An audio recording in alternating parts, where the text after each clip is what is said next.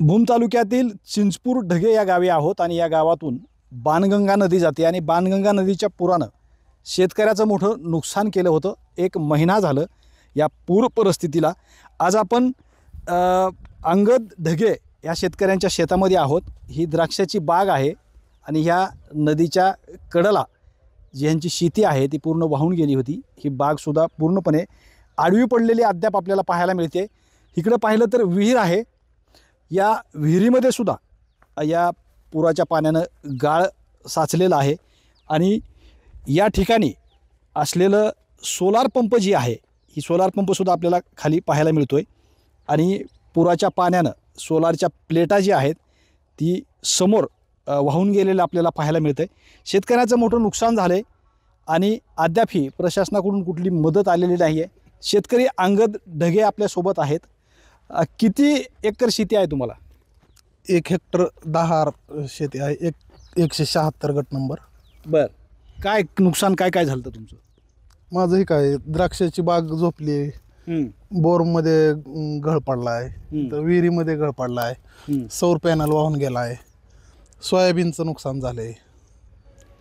ही बागेचं नुकसान झालं तर ह्याला काय करता येईल? द्राक्षाच्या बागेला उभा करायचं तर सोडा, हे आहे हे बाजूला करण्यासाठी ह्याला 1 लाख रुपये खर्च येईल. बाजूला काढण्यासाठी आणि उभा करण्यासाठी 4-5 लाख रुपयाचा खर्च येतो. शासनाची मदत मिळाली काही? अद्यापही 1ही रुपया शासनाकडून मदत मिळालेली नाही. पण पंचनामे झालेत, परंतु मुख्यमंत्री साहेबांना मोठमोठ्या घोषणा केलेल्या आहेत, परंतु कुणाकुणाच्या खात्यावर हेक्टरी 5100 रुपये मिळालेले आहेत. दिवाळी आहे, आणखी भरपूर शेतकऱ्यांच्या खात्यावर ते 5100 सुद्धा आलेले नाहीत. खरडून गेली का शेती काय तुमची?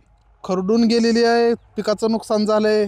विहीर, बोर, सौर पॅनल, द्राक्षबाग, तूर, सोयाबीन.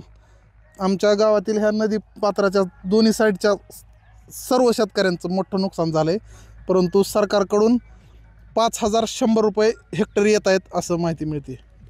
तुम्हाला आले का? अद्याप 1 रुपयाही सरकारकडून आलेला नाही. दुसरा काय व्यवसाय तुमचा? शेतीच करतो.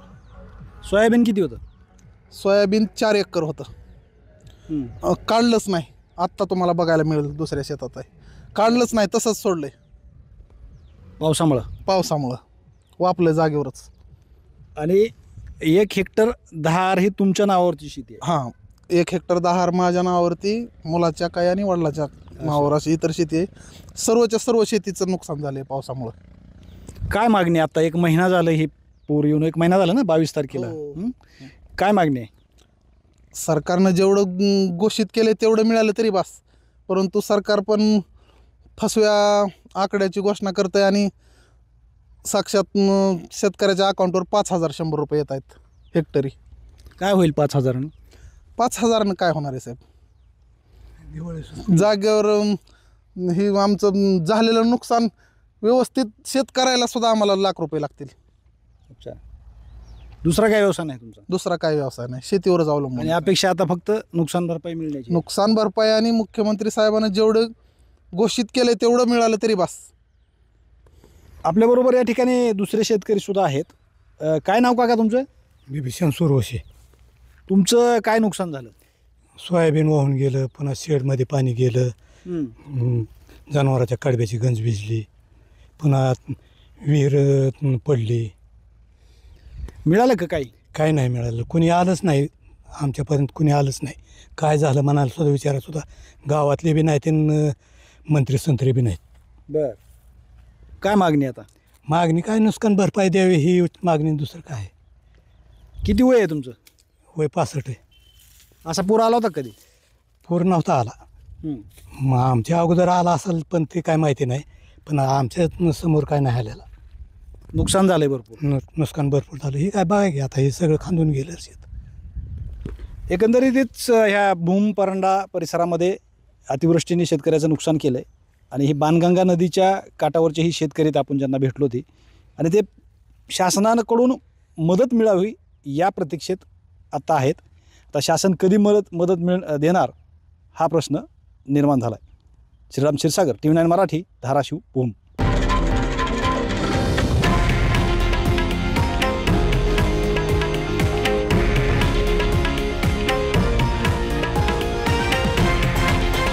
हे आहे देशातील नंबर 1 न्यूज नेटवर्क आणि आपण पाहत आहात TV9 मराठी, एकमेव.